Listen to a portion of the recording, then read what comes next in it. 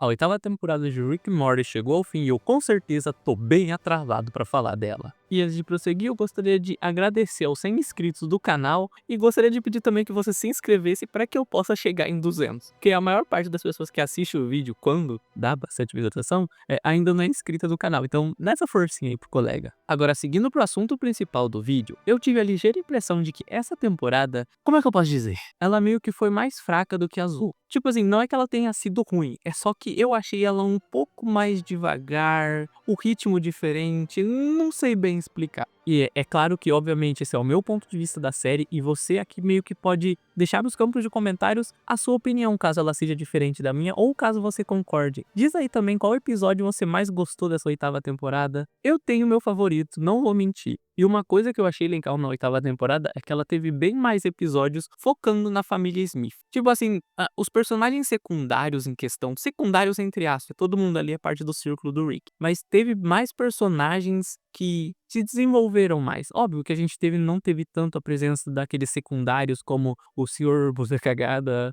ou a Doutora Wong, o presidente. Essa galera que a gente também via nos outros. Então eu meio que dei uma separada pra falar dos episódios onde os personagens tiveram um foco a mais. Vamos começar falando pelo episódio 4, metade ali do 7, um pouco no caso, e o 8 também. Basicamente, o Jerry ele teve um destaque maior nessas temporadas. Rola pela fandom assim de Rick and Morty a fantasia sobre o Tophus Jerry, que nada mais é do que um Jerry meio que fodão, sabe? Um Jerry que evoluiu vaga. É um super Jerry, vamos colocar assim. Então, a maioria dos episódios assim que teve o Jerry nesse momento, olha, o pessoal tá gritando muito, ele teve um churrasco, né? Sabe como é que é? Voltando aqui, pra maioria dos episódios, assim, que teve o Jerry, eles parece que tentaram dar uma emplacada nesse negócio. O Jerry deixou de ser só aquele babacão, bobão, e tava se tornando alguma coisa um pouco mais. Estavam conseguindo desenvolver ele um pouco melhor nessa temporada do que nas outras, pelo menos foi a impressão que eu tive. O episódio 4, eu falei dele aqui no canal também, vou deixar no card, caso você queira ver, mas a estética dele é muito legal. Ele teve aquela estética mais católica, e ele girava em torno de coelhos mutantes, onde o Jerry acaba se transformando em um. Já no episódio 7, o tema é os filmes blockbusters. É meio que uma crítica a Hollywood sobre o tipo de produção que eles estão fazendo, sabe? Parece que é tudo basicamente feito por máquinas, porque o único objetivo é vender. E o Jerry ele tem um pequeno destaque como roteirista, ele é um péssimo roteirista. Mas daí entendem que não é fácil também fazer o que ele tenta ali o tempo todo. Se o Rick, ao ser mais inteligente do universo dele, tem essa dificuldade, né? Então ele percebe que é um pouco mais complicado o trabalho de ser um roteirista. Mas pra mim, o melhor episódio assim que desenvolveu o Jerry foi o número 8. Isso porque o Jerry conhece um Jerry paralelo e mostram pra gente também que eles têm meio que a cidadela deles. Então, da maneira do Jerry, ele consegue viajar entre as dimensões, ele consegue juntar as bugigangas dele, ele consegue o dinheiro pra fazer as coisas. Da maneira dele, ele vai vivendo. Mas eu acho que o principal assim, que eles tentaram mesmo fazer ficar fodão, foi o Jerry que meio que gerencia toda essa comunidade de Jerrys. Porque o design dele é muito diferente, até o estilo dele. Ele é um Jerry um pouco mais corajoso que a maioria. Eu acho que eles realmente queriam ter introduzido aquela ideia do Jerry mais fodão, sabe? Do Jerry mais poderoso, vamos colocar assim. Um pouco menos covarde e um pouco mais tipo o Rick. Agora falando dos episódios 2, 6 e 10, que o foco foi um pouco mais ali a Beth, e particularmente, tipo assim, se você ver alguns comentários, alguns episódios com relação a Beth, eles ganharam uma nota quanto negativa, não é nenhuma nota, é mais uns comentários assim que o pessoal parece que não gosta muito. Eu particularmente gosto dos episódios da Beth porque mostra a essência dela e do Rick. Ela é meio que também um Rick, só que uma versão feminina, sabe? Ela tem um jeito dela, ela é uma mãe. É legal que no segundo episódio eles exploram a relação da Beth com a Revolução e também um pouco da relação dela com o Rick. Ela meio que vivia um pouco na sombra dele e ali ela consegue se soltar. E assim, esse episódio foi um dos que mais recebeu os comentários de ser um episódio chato. Eu, particularmente, acho ele um episódio devagar, mas chato não é bem a palavra. Ele só é um pouco mais fraco do que os outros. Já no episódio 6 a gente vê a relação da Beth, tipo assim, no geral com toda a família, sabe? Tudo que ela faz ali pra todo mundo, o quão cansada ela fica. A gente vê também aquele lado mais psicopata dela, que é muito legal. E casa ali com o que o Rick disse no episódio ABC da Beth, onde ela era uma criança meio psicopata. Ela literalmente causa um caos e tudo isso é porque ela também queria um pouco da atenção do Rick e do amor amor de pai. E a gente vai entender o porquê a Beth tem essa carência de atenção, obviamente que ao longo da série, mas no episódio 10 principalmente, que eu vou deixar pra falar no final. E agora que os episódios 1 e 9, que particularmente eu não fazia ideia de onde encaixar, tá bom? Porque eu só não fazia ideia. O episódio 1 ele foi legal, eu achei interessante eles terem mostrado o potencial do Morty pra ser inteligente também, porque ele conseguiu depois colocar o Rick dentro da Matrix, tá? Então, assim, a gente consegue ver que o Morty ele realmente tem o potencial pra se tornar o Evil Morty facinho. Ele teve ali alguns traumas. E esse particularmente não é o primeiro episódio que mostra o Morty desse jeito. Quem não lembra do episódio em que o Morty ele queria morrer com a Jessica e ativou um protocolo Akira? O cara basicamente destruiu toda a cidade, literalmente fez o caos ali. No final ele foi preso, se entregou, mas conseguiu se safar. Ainda assim demonstra como ele consegue ser uma pessoa perigosa. Já o episódio 9 foi basicamente uma referência a Minority Report, que é um filme do Tom Cruise, onde tem lá a premissa de prever os crimes antes deles acontecerem, e também para relembrar um pouco sobre o filho que o Morty teve lá, o Gazur Pazor. Esse episódio particularmente eu fiquei meio indiferente, é legal, interessante, mas foi isso, sabe? Passou em branco. E aqui eu quero falar dos episódios que caíram no meu top 3 sem sombra de dúvida alguma. Em terceiro lugar eu colocaria o episódio 3, que é o episódio do Rick Caipira que clonava os Mortys da Cidadela. A mescla de referências com o Velho Oeste, com assassino aposentado que volta ativa, eu achei perfeito.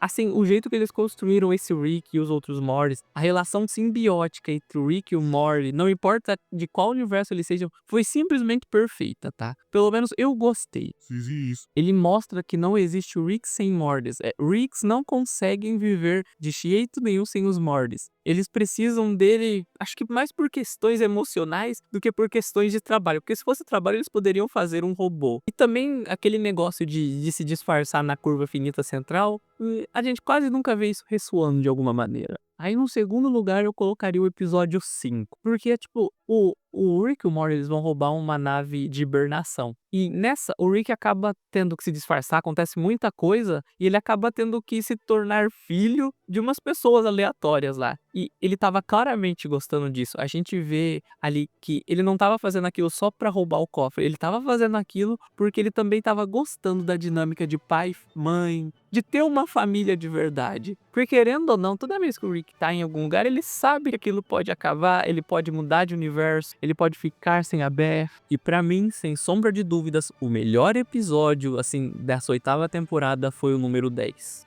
O Rick, ele claramente, assim, não supera a Diane de jeito nenhum. E esse episódio trata da relação dos dois e mostra um pouquinho de como o Rick se lembra dela, dos fragmentos, porque o Prime lá usou o dispositivo Ômega e apagou a Diane da existência. Mas é simplesmente perfeito. O Rick não consegue se relacionar com ninguém, porque ele ainda tem a Diane ali no coração. Tipo, ele extrapola as coisas. Ele tenta usar um relacionamento pra tapar um buraco que provavelmente nunca vai ser preenchido. Ali no episódio 3 da 2ª temporada, onde o Rick conhece a unidade de novo e acontece todo aquele caos, a unidade tem que deixar ele porque o Rick tá afundando ela e ele junto. Ele libera nela aquela versão louca, crazy, living la vida. Ao mesmo tempo nele, ele não sabe como lidar com isso. Ele se joga de cabeça. Tudo isso pra tentar esquecer alguém que ele não consegue tirar da cabeça. Ele não consegue se ligar emocionalmente com alguém. Ele precisa da adrenalina o tempo todo. Nesse episódio, o Rick Memória, ele tá bagunçando as memórias do Jerry. E aí meio que o Rick normal, ele vai lá e tira ele pra uma prisão meio que mental. E com isso, o Rick ele tem a brilhante ideia, depois de beber um pouco, de tirar os fragmentos da memória da Diane que ele tem na cabeça. Porque talvez assim ele consiga seguir em frente. Ele retira esses fragmentos da Diane e mantém ela presa